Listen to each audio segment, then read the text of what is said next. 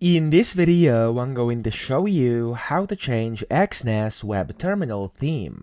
Now to do this, you first want to open the web terminal. You want to go to the left over here and click on this settings cogwheel.